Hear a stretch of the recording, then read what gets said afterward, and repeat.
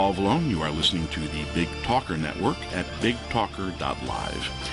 I'd like to welcome you to Guns, Politics, and Freedom, where each Saturday at 1, Sunday at 5, and weekdays at 11, we give you the ammunition to better defend your gun rights.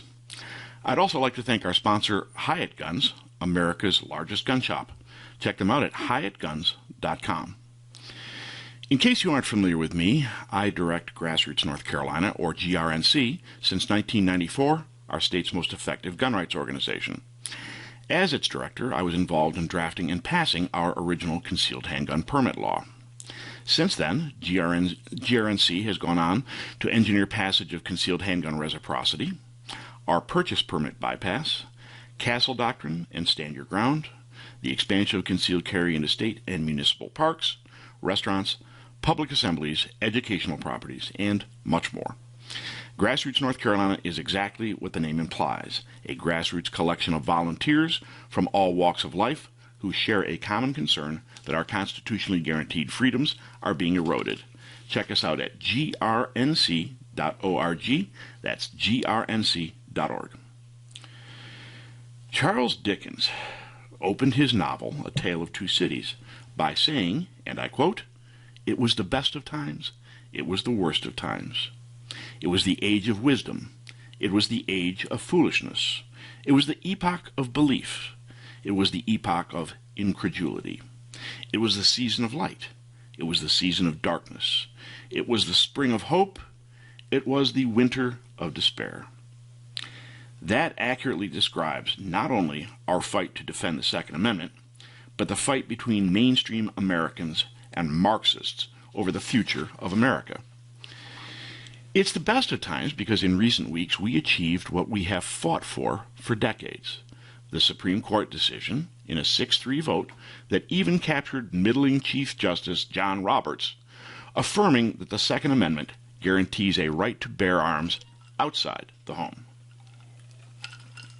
That was actually a journey started back in 2012 by Grassroots North Carolina and the Second Amendment Foundation, when Alan Gura, who had won both the Heller and McDonald decisions in which the Supreme Court affirmed an individual right to keep arms, he approached me before the McDonald decision even came down, asking me to recruit plaintiffs and run interference for a lawsuit to affirm a right to bear arms outside the home. You see, the problem was that in Heller and McDonald, they affirmed only a right to keep arms in the home, not to bear arms outside the home. We sued over North Carolina's then blanket provision prohibiting bearing arms outside the home during declared states of emergency. You see, the town of King in Stokes County had posted the entire town against carrying firearms in advance of a pending snowstorm. Yes, snowstorm. And then Governor Beverly Perdue declared a statewide state of emergency in advance of a hurricane on the opening day of dove season, making criminals out of thousands of dove hunters. So Grassroots North Carolina and the Second Amendment Foundation sued, arguing that the blanket ban on bearing arms outside the home violated the Second Amendment. Well, the bad news is that we won. I say it's bad news because we had intended to take it to the Supreme Court as precedent-setting law, but the state, reading the tea leaves, chose not to appeal. So it never became precedent-setting law. We did, of course, go back the following year and repeal the now unconstitutional state of emergency gun ban, enabling you, a concealed handgun permit holder, to carry firearms outside the home during declared states of emergency in order to protect yourself and your family at times when you need it most, a riot, for example. Anyway, after several abortive attempts, at last, the Supreme Court accepted a case on bearing arms outside the home and affirmed that the right does exist. This is potentially the end of may-issue schemes like New York, New Jersey, and California, where they can decide whether or not you need a permit based on whether or not you have good cause. But it's not the end of gun control. We'll see battles over where you can carry, what you can carry, and a whole host of other gun bans. Because, as Dickens said, it's also the worst of worlds.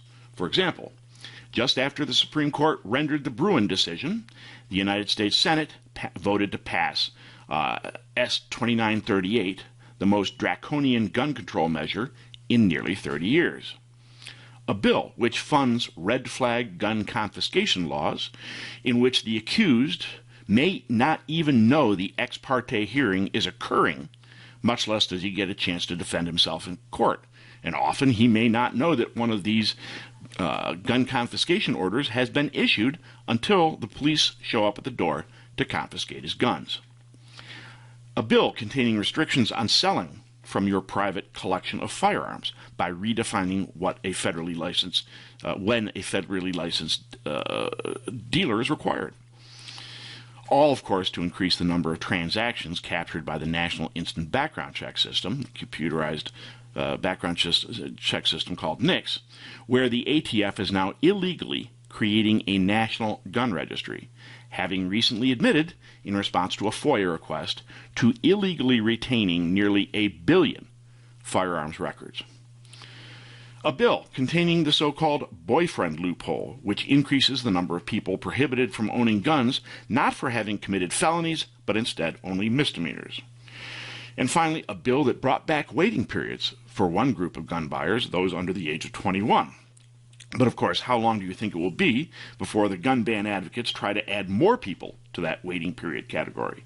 In fact, having now passed what some claim is relatively mild gun control, how long do you think it will be before they come back again, claiming to close loopholes on all of that and more?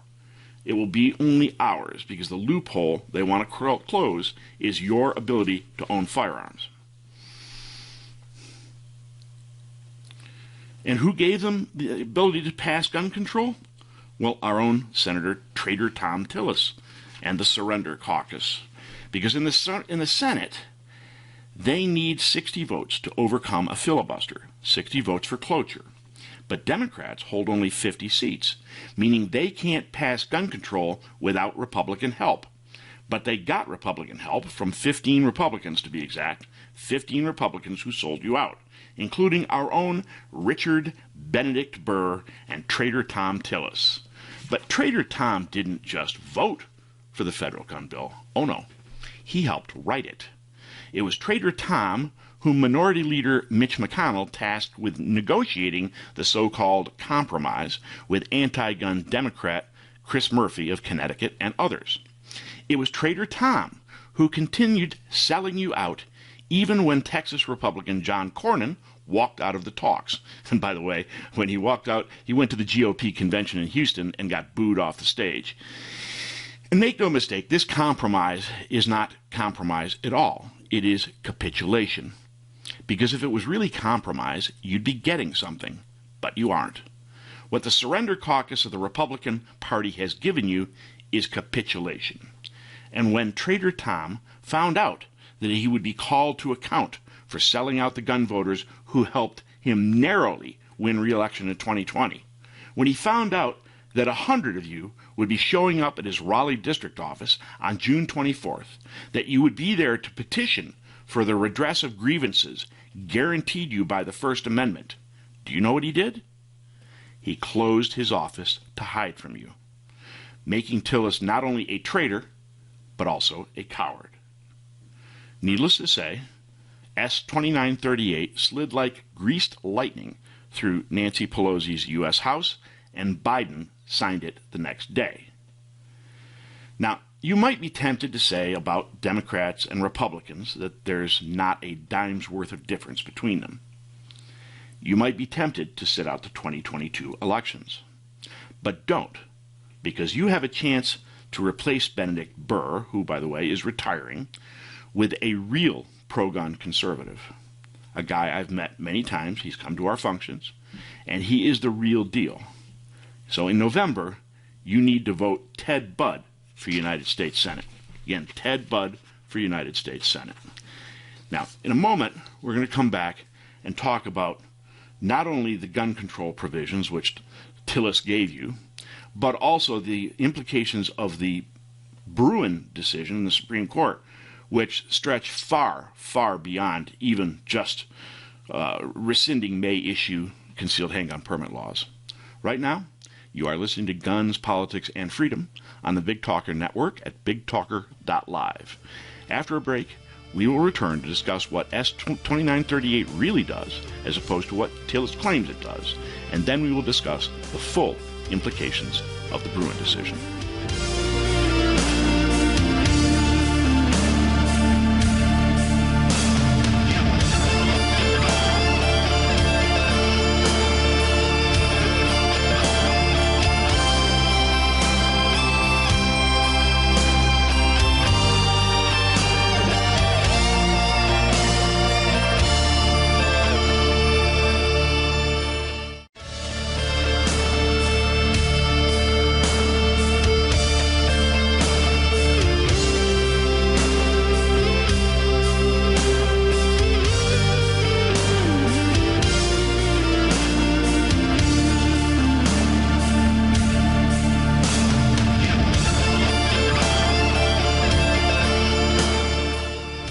My name is Paul Vallone. You are listening to Guns, Politics, and Freedom today on the Big Talker Network at bigtalker.live. Our show is sponsored by Hyatt Guns, America's largest gun shop. Check them out at hyattguns.com. In a moment, we will talk about what Senator Trader Thom Tillis is telling his constituents about the federal gun control bill that just became law versus what is actually in the bill. But first, please allow me a moment of shameless self-promotion. The stark reality is that if you don't do politics, politics will do you. Citizens reluctant to engage in the sometimes dirty business of politics should understand that if they choose not to participate, political players will make decisions which profoundly impact their lives, generally without citizens' best interest in mind. Understanding that, and guided by flexible ethics in Saul Alinsky's Rules for Radicals, leftists have waged a multi-generational war on American culture and values. So last year, I started looking for a book to teach mainstream Americans how to keep the left from silencing and controlling them. I found treatises decrying Marxism. I found books of political theory. I found non-specific calls to action. What I did not find was a practical guide laying out the everyday tactics for defeating leftism. So I wrote it. The result is Rules for Anti-Radicals, a practical handbook for defeating leftism, which draws from my 28 years of grassroots leadership to empower conservatives often bludgeoned into silence by the left. It is a comprehensive tactical guide to direct action in economic, political, legal, and non-legislative arenas essential for conservatives to defeat leftism. And it's not just for dedicated conservative activists, but also for any mainstream American sick of being pushed around by the left. Rules for Anti-Radicals. Please check it out. It's available from Amazon and also on my site at rulesforantiradicals.com. Again, that's rulesforantiradicals.com. Gun rights supporters have recently contacted me regarding the boilerplate message Senator Thom Tillis is sending out in response to constituent contacts opposing S-2938, the so-called Bipartisan Safer Communities Act. As is typical of politicians, he carefully parses words to spin gun control included in the act as not gun control at all. Below are the relevant excerpts from Tillis's message to constituents, followed by the truth. For example, Tillis claims, and I quote, "I am proud to have worked in a bipartisan manner to work with my Senate colleagues to develop a common-sense proposal to protect America's children, keep our schools safe, and reduce the threat of violence across the country." Here's the truth. His Senate colleagues were 50 anti-gun Democrats and 14 rhinos out of the 15 Republicans in the Senate. 50 Republicans in the Senate, Meanwhile, during negotiations, his colleague, Senator John Cornyn, who shared in negotiating the capitulation, got booed off the stage by his colleagues in his own party at the Texas GOP convention in Houston. This, by the way, he called a mob, his own people. In the Senate, colleagues like Senator Ted Cruz, Republican of Texas, and John Barrasso of Wyoming unsuccessfully tried to substitute alternatives like adding school resource officers, prohibiting Fast and Furious-style gun smuggling programs, hiring additional federal prosecutors to prosecute firearm violations, adding $29 million for safe school task forces, and combating juvenile firearm violations, and providing $75 million to provide child safety gun locks. But of course, Trader Tom and the Surrender Caucus were having none of that. Meanwhile, his other colleagues in the House, such as Representatives Jim Jordan and Dan Bishop from North Carolina, publicly denounced the act as betrayal, while colleague Richard Hudson, also of North Carolina, orchestrated Republican opposition to the bill in the House. Tillis claims, and I quote, "The BSCA is a carefully negotiated response to gun violence that will make our communities safer by expanding access to mental health services, investing in school safety, strengthening existing laws, and funding crisis intervention programs." Well, in truth, by spinning this nightmare as crisis intervention programs, he carefully avoids mentioning that federal bribes in the form of $750 million include state grants to implement red flag gun confiscation laws under which firearms may be confiscated from unwitting gun owners without due process of law guaranteed by the Fifth Amendment. He also neglects mentioning the crisis intervention gun confiscation orders he funded, according to a 2018 study by Dr. John Lott and Professor Carl Moody of the Crime Prevention Research Center, found, and I quote, "no significant effect on murder, suicide, the number of people killed in mass public shootings, robbery, aggravated assault, or burglary. Red flag laws don't stop violence." Then Tillis claims the Bipartisan Safer Communities Act strengthens existing laws to help crack down on criminals who abuse our firearm laws while also protecting the Second Amendment rights of law-abiding gun owners. This includes encouraging states to upload juvenile records into the National Instant Criminal Background Check System, providing for an investigative period for buyers under 21 to review juvenile and mental health records, criminalizing straw purchases, clarifying the definition of a firearm dealer, and providing protections for domestic violence victims. Once again, Tillis spouts nonsense about protecting the Second Amendment rights of law-abiding gun owners. The juvenile review process, including sealed juvenile records, will almost certainly permanently bar thousands of people who've had adolescent indiscretions.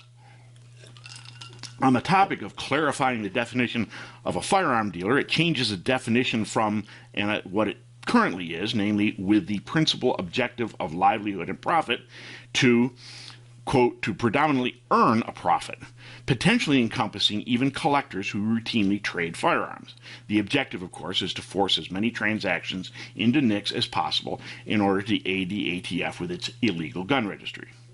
Then Tillis claims, and I quote, "the BSCA does not expand the background check system, does not change the age to purchase a firearm, and does not create a mandatory waiting period for all purchasers.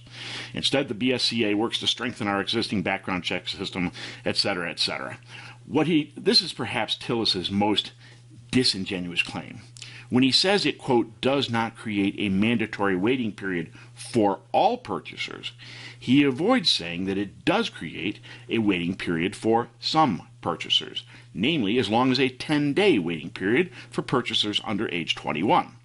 And before you say, well, that's just for buyers under 21, understand that he has just created a brand new loophole for gun banners to close. Rest assured, they will be back soon, demanding that all purchasers be subject to the waiting period because, after all, it worked so well for under 21 buyers. Incidentally, the waiting period would make it difficult, if not impossible, for under 21 buyers to purchase firearms, even from licensed dealers at gun shows, because they're basically going to incur a 3 to 10 day waiting period.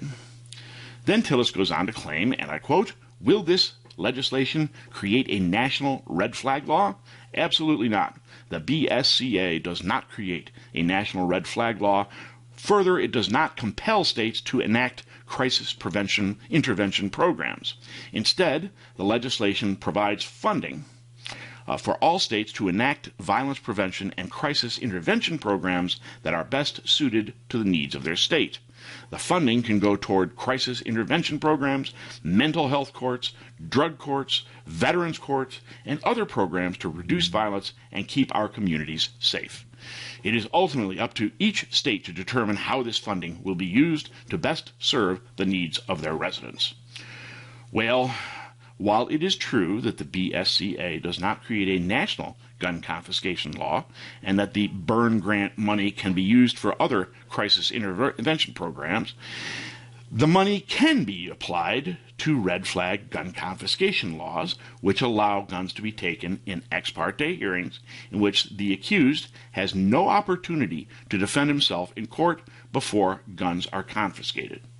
Worse, the accused has the right to be represented by counsel, get this one, and this is the words they use, at no expense to the government, meaning that if you can't afford to pay a lawyer yourself, you won't get your guns back, because these are civil proceedings. These are not criminal proceedings. As such, you are not guaranteed the right to counsel. So, plenty of people will be getting guns confiscated, and they will not be able to get them back. In a moment, we will debunk more of Senator Trader Thom Tillis's claims about the federal gun control bill, as well as the implications of our big win in the Supreme Court decision New York State Rifle and Pistol Association versus Bruen. But first, we're going to take a short break. You are listening to Guns, Politics, and Freedom on the Big Talker Network at bigtalker.live.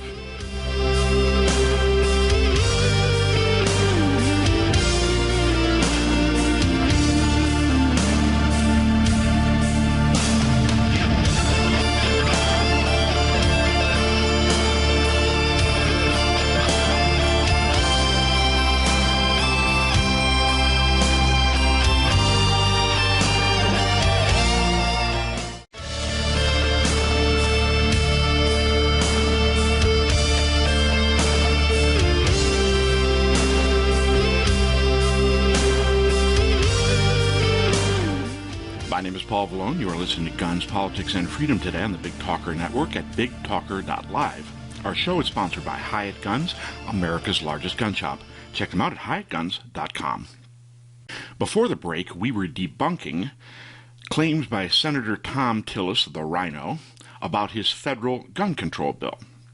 Here is his last claim, and I quote, "I'm very concerned about protecting and preserving our constitutional rights, which is why I fought to ensure strong due process protections were included in this legislation. For states that choose to use crisis intervention order programs, the legislation requires strong due process and evidentiary protections to protect our constitutional rights and prevent abuse. This means new due process guardrails for states with existing crisis intervention order programs and for those that choose to implement new ones. This includes both pre- and post-deprivation due process rights that include notice, the right to an in-person hearing, unbiased adjudicators, knowledge of opposing evidence, right to present evidence, right to confront adverse witnesses, and the right to be represented by legal counsel. It requires heightened evidentiary standards to justify crisis intervention and requires penalties for those who attempt to abuse the program." Well, once again, Tillis avoids mentioning that his guardrails, such as, and I quote, pre- and post-deprivation due process rights, include ex parte hearings in which the accused has no opportunity to defend himself prior to gun confiscation, but instead must fight to get them back after confiscation at his own expense. And nowhere in this claim to be protecting the Second Amendment rights of law-abiding gun owners does Tillis mention the so-called boyfriend loophole. Is that sexist, by the way? Boyfriend loophole? I'm not. That sounds sexist to me. Anyways, which expands the Lautenberg Amendment's misdemeanor crimes of domestic violence, the first instance of which was in which a misdemeanor rather than a felony barred people from gun ownership. Specifically, it would now include a vaguely defined dating relationship, whatever that is. Although the bar to gun ownership is 5 years rather than permanent, expect anti-gun Democrats to quickly try to close that loophole as well. If Trader Tom thinks that in the 4 years until his next election, we will forget his betrayal, he's wrong. I see a primary in his future. Now on to brighter news, namely the conservative Supreme Court's decision in New York State Rifle and Pistol Association versus Bruen. As you may recall, the lawsuit was over New York's restrictive may-issue concealed handgun permit system, under which you had to prove, and I quote, proper cause to get an unrestricted handgun permit. And even living in a dangerous neighborhood was not proper cause. Instead, you had to prove a specific threat, or else be rich or politically connected to get an unrestricted permit. Well, in a 6-3 ruling, in which even the disappointment named Chief Justice John Roberts joined the majority, SCOTUS struck down the law with what can only be described as extreme prejudice. Specifically, in a majority opinion written by Justice Clarence Thomas, who has long complained that lower courts were treating the Second Amendment as a second-class right, the court ruled that, and I quote, New York's proper cause requirement violates the 14th Amendment by preventing law-abiding citizens with ordinary self-defense needs from exercising their Second Amendment right to keep and bear arms in public for self-defense. The decision likely spells out the end of discretionary or may issue concealed handgun permit laws. But wait, there's more. Not only did SCOTUS strike down may issue handgun laws, but even the method used by lower courts to relegate the Second Amendment to second-class status. You see, it was a two-step method. Step one in the old method was to determine from the text and history whether a law violated the Second Amendment. But step two was the kicker and involved a means-end balancing test to determine what level of scrutiny, for example, strict scrutiny versus intermediate scrutiny, should apply. It was this balancing test that leftist judges were using to rig the game and ensure the government interest always won. So, the Bruen decision says, and I quote, the court rejects that two-part approach as having one step too many. Invoking the original Heller decision, which affirmed the Second Amendment as an individual rather than collective right, the decision goes on to say, and I quote, Heller's methodology centered on constitutional text and history. It did not invoke any means-end test, such as strict or intermediate scrutiny, and it expressly rejected any interest-balancing inquiry akin to intermediate scrutiny. So now let me give you a little retort to the gun control leftists who like to claim that the Second Amendment only guarantees you the right to have a musket of the kind in use in 1791, while, of course, they claim freedom of speech on the Internet, which wasn't invented until a few decades ago. Never underestimate the hypocrisy of the left. But anyways, well, SCOTUS rejected that one too, saying, and I quote, the Constitution can and must apply to circumstances beyond those the framers specifically anticipated, even though its meaning is fixed according to the understandings of those who ratified it. I get the sense that Justice Thomas thoroughly enjoyed writing the majority opinion, saying, and I quote, the constitutional right to bear arms in public for self-defense is not a second-class right subject to an entirely different body of rules than the other Bill of Rights guarantees. The next question, of course, is what the Bruen decision will mean for gun laws in the future. In the near term, both California and New Jersey had issued orders suspending their good cause requirements for concealed handgun permits, making their laws more or less shall issue, albeit with still some restrictions for good moral character and some other problematic things. More interesting will be what happens to states and local governments that resist. Ironically, one state that has not revised its handgun laws is the state sued in Bruen, namely New York. In response, the Second Amendment Foundation, which often litigates gun cases and actually funded both the Heller and McDonald decisions, just a few days ago filed a preliminary injunction seeking to enjoin the city of New York from further enforcement of its long-standing permit regulations. Because the Heller decision still allows local governments to restrict firearms in sensitive areas, undoubtedly, the city of New York will try to declare the entire city a sensitive area, but that won't work out well for them because Justice Thomas specifically cited that abuse in his decision. Even more remarkable and reprehensible was the response of the California Attorney General, who pretty much had a temper tantrum by doxing all of the concealed handgun permit holders in the state. Yup, on Monday, California Attorney General Rob Bonta posted the names and addresses of concealed handgun permit holders on the California Department of Justice website. In a press release, Bonta claimed the move was to, quote, improve transparency and information sharing for firearms-related data and includes broad enhancements to the platform to help the public access data on firearms in California, including information about the issuance of concealed carry weapons permits and gun violence restraining orders. But of course, the real purpose was to serve as a warning to any who are thinking of applying for a California permit and to suppress those applications. The message was, apply for a handgun permit and we'll give your name and address to burglars, nutcases, and leftists. If any of you still doubt which side of the debate is, in Joe Biden's words, domestic violent extremism, that's another data point for you.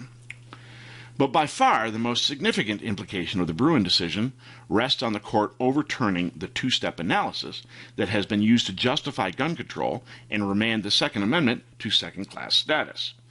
Says gun writer Dave Workman in AmmoLand.com, and I quote, in a sweeping action that could send shudders through the gun prohibition lobbying groups and their allies on Capitol Hill, the U.S. Supreme Court on Thursday granted writs of certiorari to 4 pending Supreme Court Second Amendment cases, vacating lower court rulings and remanding those cases back for, in the court's words, further consideration in light of New York State Rifle and Pistol Association, Inc. versus Bruen.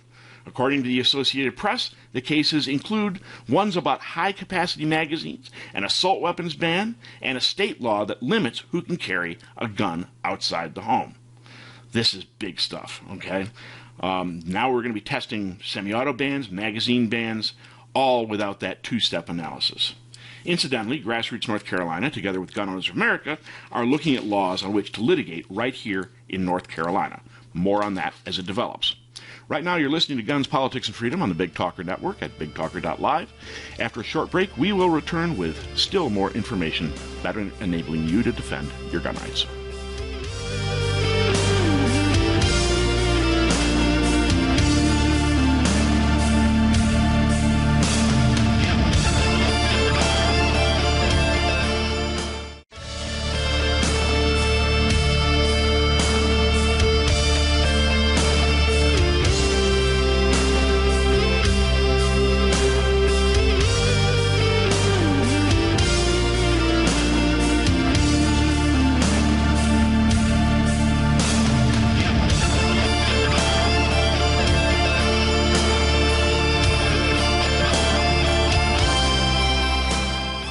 My name is Paul Vallone. You are listening to Guns, Politics, and Freedom today on the Big Talker Network at bigtalker.live. Our show is sponsored by Hyatt Guns, America's largest gun shop.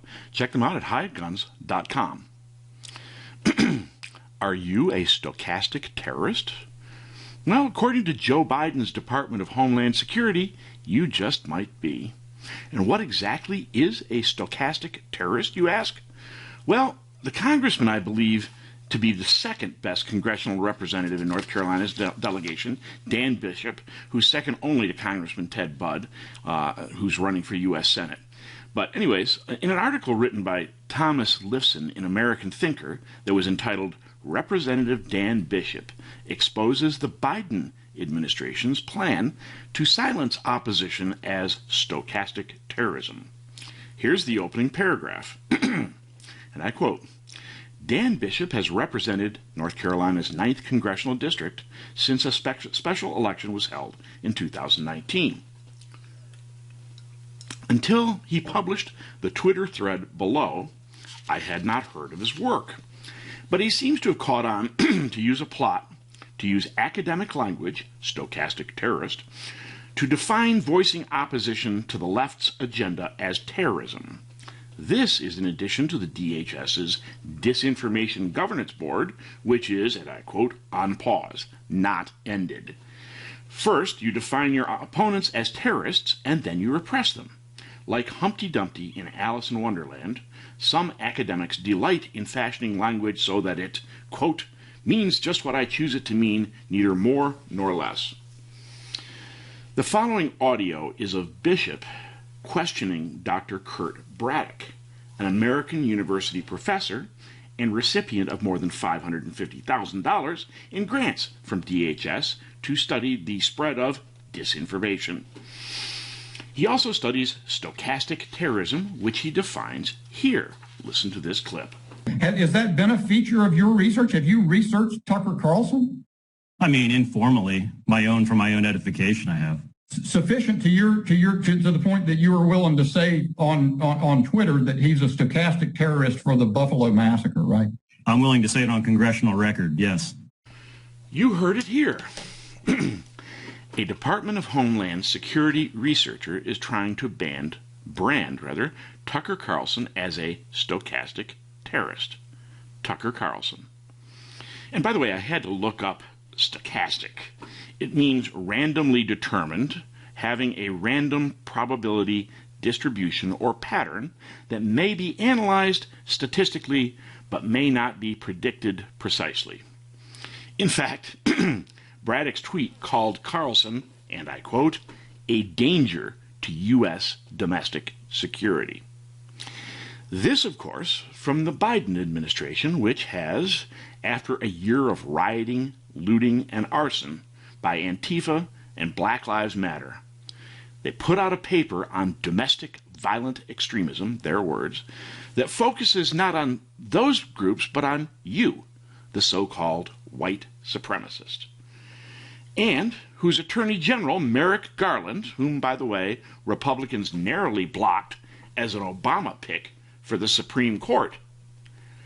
Merrick Garland wants to sic the FBI on parents who had the audacity to object to critical race theory being used to indoctrinate their children.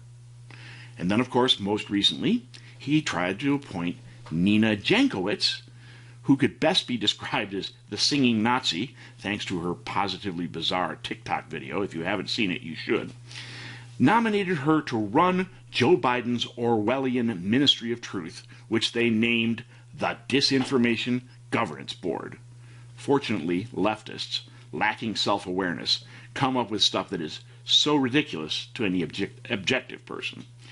For example, have you noticed the acronym for this proposed agency? DGB? Sounds a lot like KGB, doesn't it?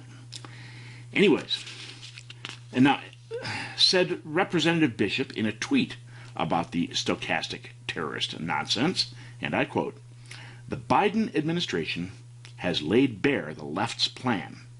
They want their opposition silenced, and they'll use the levers of the federal government to get it done. We see it often with Biden's Department of Homeland Security. The Disinformation Governance Board wasn't random. Bishop goes on to say, and I quote, this is not inciting language as defined in U.S. code, mind you. Braddock admits this is all First Amendment protected speech. Yup, First Amendment protected speech is now stochastic terrorism. And then Bishop gets Braddock to identify another target of DHS as a stochastic terrorist. Listen to this one.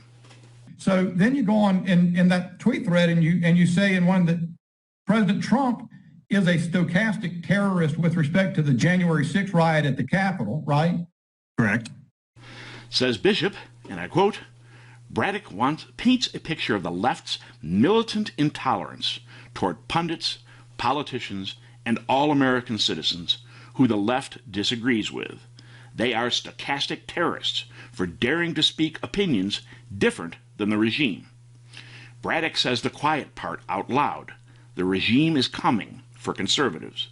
The First Amendment protected speech is a form of terrorism that must be silenced. And the scary thing is that the levers of government are already working to make that a reality. Hallelujah, brother. I couldn't have said it better myself. Of course, the question now becomes, how do we stop it? How do we stop the leftist power grab currently underway? How do we stop them from silencing conservatives? How do we stop them from indoctrinating our children, from censoring our history, from destroying traditional American heroes and values? How do we stop them from hijacking America? Folks, that's why I wrote Rules for Anti-Radicals, a practical handbook for defeating leftism. That's exactly what the book is, a how-to guide to defeat leftism. In a political arena, of course, but also in daily life. You may not always realize it, but you are being silenced every day. Maybe you hide your political affiliation from your coworkers. Maybe your neighbor told you to take down your American flag because he finds it offensive. Whether it's your city council, your school board, your child's teacher, your homeowners association, or maybe even your brother or sister-in-law, in every day of your life, some leftist is trying to control you. Rules for Anti-Radicals gives you the tools to stop them. The book is divided into 3 parts. Part 1, Boot Camp for Conservative Activists, is aimed primarily at concerned citizens and neophyte activists, revealing mechanisms by which leftism has metastasized in American society, the many ways it impacts them, and specific methods for countering it in their daily lives. Part 2, Activist Tools and Tactics, outlines the basics of grassroots activism, including the 4 types of direct action: economic, political, legal, and non-legislative. It delineates the differences between access-based lobbying and grassroots mobilization, and delves into tactics and strategy for each, focusing in particular on tactics for passing or defeating legislation and winning elections. Part 2 is directed at concerned citizens, neophyte activists, political operatives, and political candidates. Part 3, Grassroots Organization, includes techniques for grassroots leadership, creating and maintaining political organizations, conducting effective grassroots mobilization, including targeting and messaging, fundraising, including list building, and media management. This section is intended to augment skills for conservative political activists. Now, I'm happy to say that Representative Jay Adams from Catawba County, who wrote the foreword for my book, says that I have taken Saul Alinsky's methods, refined them, and turned them mercilessly against the left. Thank you, Jay. Rules for Anti-Radicals is available from Amazon and also on my site at rulesforantiradicals.com. Again, that's rulesforantiradicals.com. My name is Paul Vallone. You've been listening to Guns, Politics, and Freedom on the Big Talker Network at bigtalker.live, where each Saturday at 1 p.m., Sunday at 5 p.m., and weekdays at 11 a.m., we give you the ammunition to better defend your right to keep and bear arms. Please check out our sponsor, Hyatt Guns, America's largest gun shop, at hyattguns.com. You can also check out my website at gunspoliticsandfreedom.com, spell out the and, gunspoliticsandfreedom.com, where you can find both my writings and earlier editions of this show. gunspoliticsandfreedom.com. See you next week.